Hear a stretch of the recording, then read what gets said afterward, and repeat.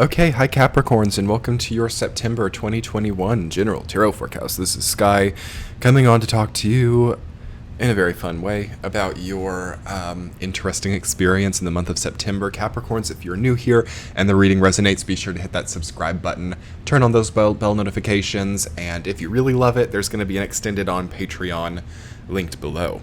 So it's going to get a lot better. You're going to have a better time of things than you think. I feel like you're a little bit, or many Capricorns at least. It's not going to be all of them, but it's kind of doom and gloom sometimes, you know, in the Capricorn experience.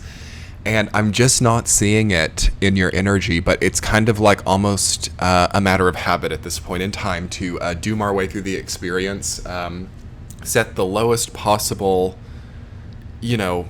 line for how things could turn out so we're not disappointed, so we can't ever be disappointed, and just kind of live life in that low, non-disappointed place.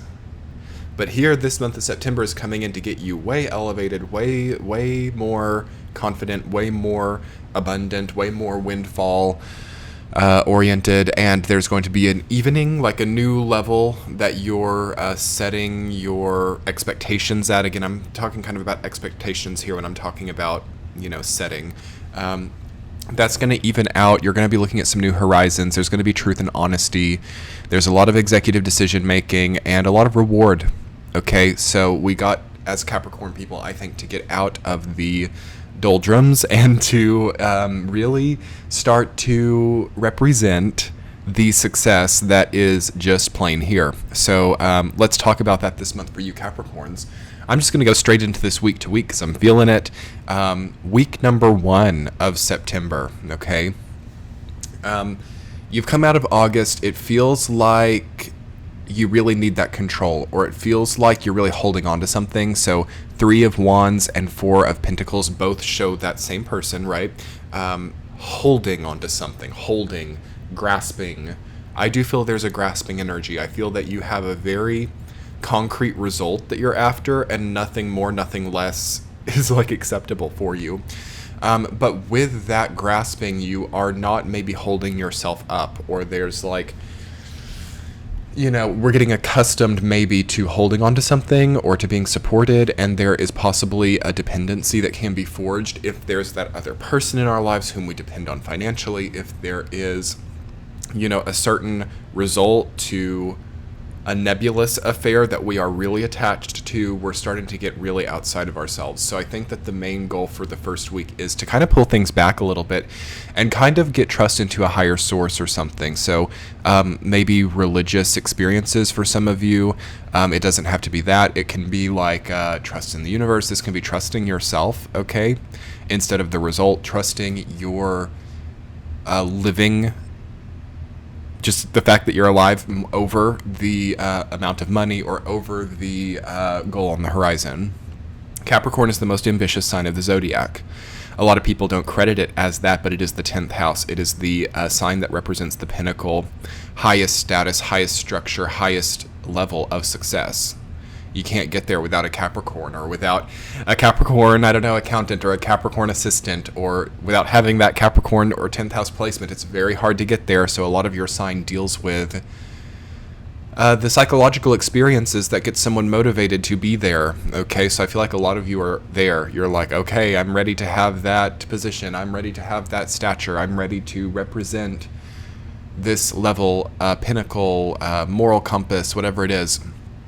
And it's kind of like getting bigger than you, or you're holding too tightly to something. So think about grudges. Think about goals that start to become a hindrance to one's mobility or freedom. Think about relationships with money or relationships with status that start to crush important relationships in your life. These are really important things to think about, and especially in the first week of September, because what is really also there for you in the first week of September is truly a new horizon. Okay, truly a new goal that really makes a lot more sense. Truly wealth and the building of that is here on the table one way or another, but why not free yourself up a little bit? Why not let your important relationships survive this period of time, why not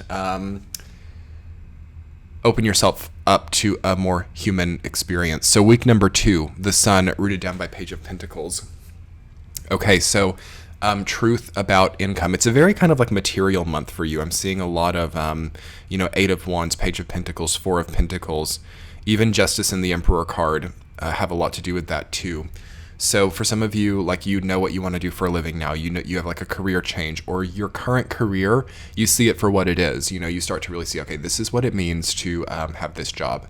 You know, on the outside, this looked like this, and now that I'm on the inside, this is this. So that's a lot to handle in the second week, but it does benefit you, and you are getting a lot of X-ray vision into a material circumstance.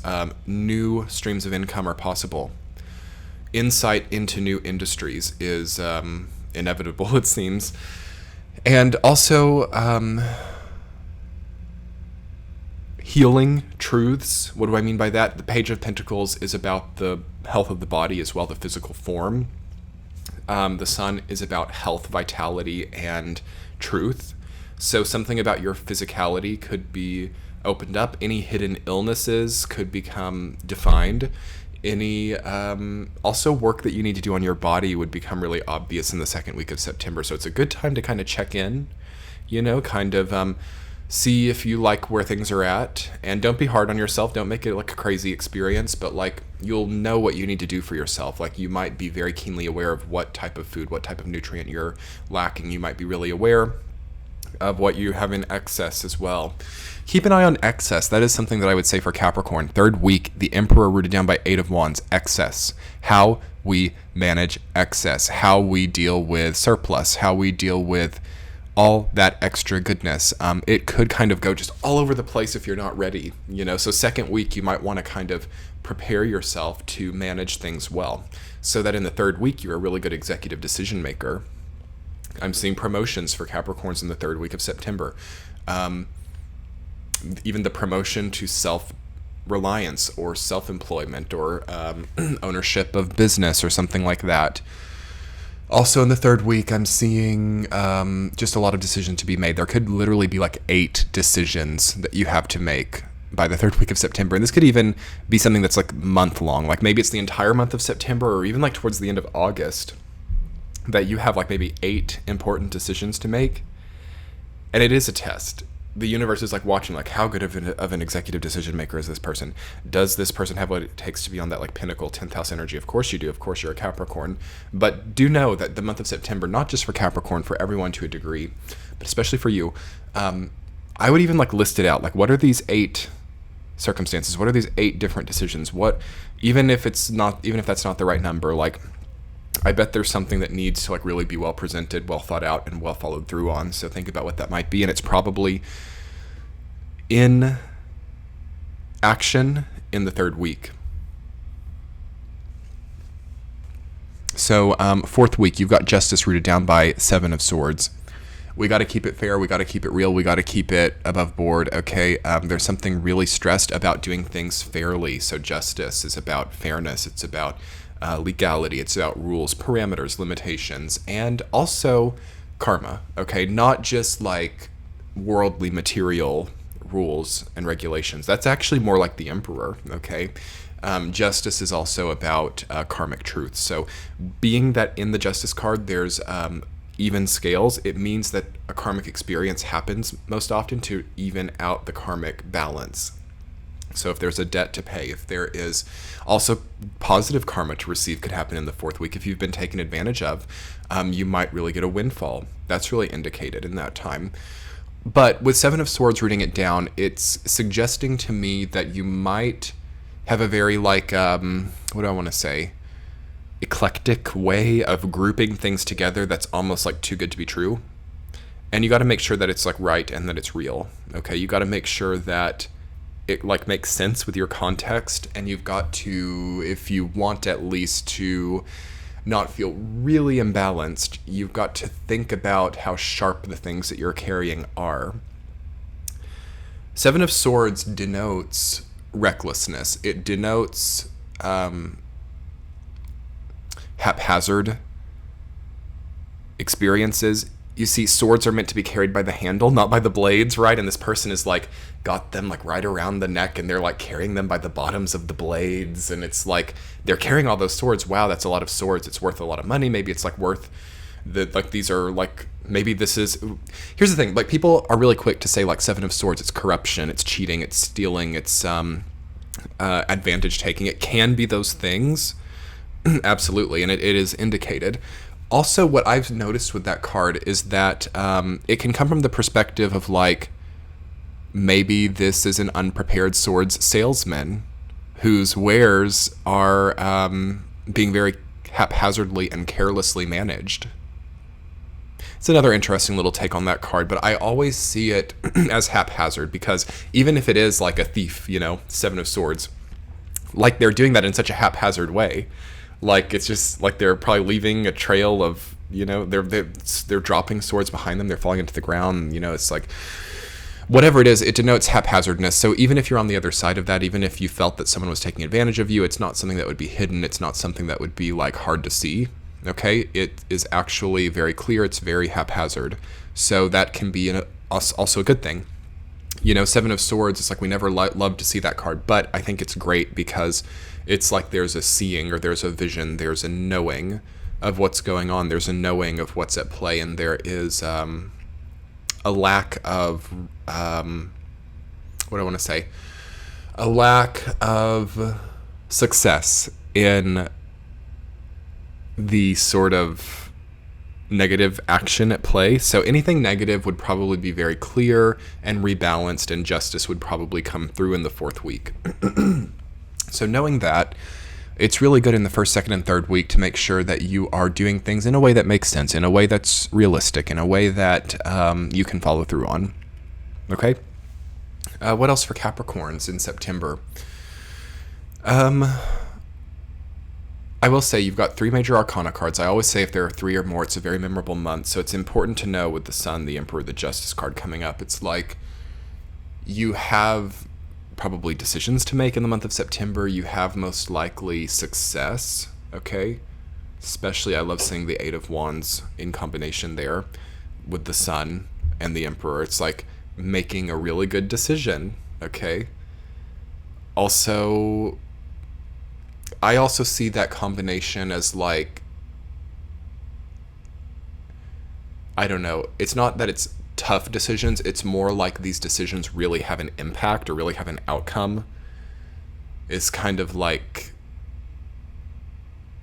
is this really what you want? Like, do you really want to be on the line for these types of decisions? That's another good question. And that happens also with these like 10th house Capricorn oriented status elevations, is it ends up putting more liability on one as well. So there's kind of that aspect as well that I see in this reading.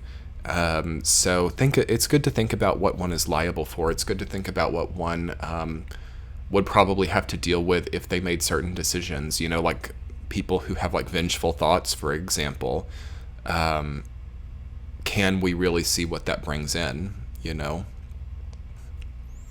Really, really tough time for anything like that. If I were a Capricorn, which I'm not, but if I were, I know a lot of Capricorns. I have surrounded by Capricorns. And what I see for most of the Capricorns that I've seen in my life is it's more like, for some of them it is a control thing. For some of them it's a fear-based control thing. And for others of them, it's a need to claim back the power over their own lives. It's very clear on one side or the other. It's not like there's not like a blurry line there. It's like very obvious which one it is, whether it's a need for control for the sake of control or whether it's a truly, you know, viable need to claim back one's own autonomy or independence. It should be very clear to you as well. So try to see which side of that you're on. If it's the prior, if it's the need for control's sake only, I would watch out for Scorpio people in your life. I would be careful about mixing with them. I would also, I don't know, I would kind of, what do I mean? Not prolong it, but I would step out of the situation to some degree and let it be prolonged in its current state instead of trying to change so many things. However, it's the exact opposite for the latter, for those of you who have to reassert your own autonomy you need to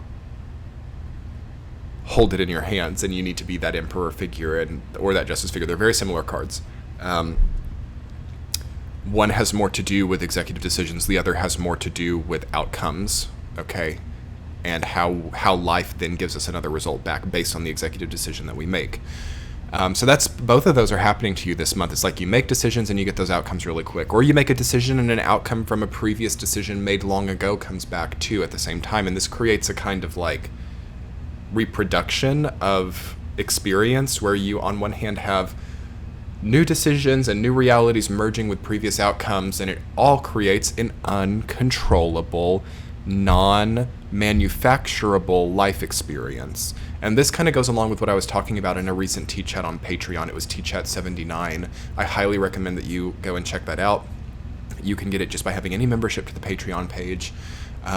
Check that out, T-Chat 79. I talk about this in depth about about how between now and February 2022, we're basically going to have to come to terms with not totally being able to manufacture or create a predetermined reality, a predetermined life. We have to understand that humans don't have that level of control. There are things that we can do, like we know if we drop that ball on the ground, it's going to bounce back up.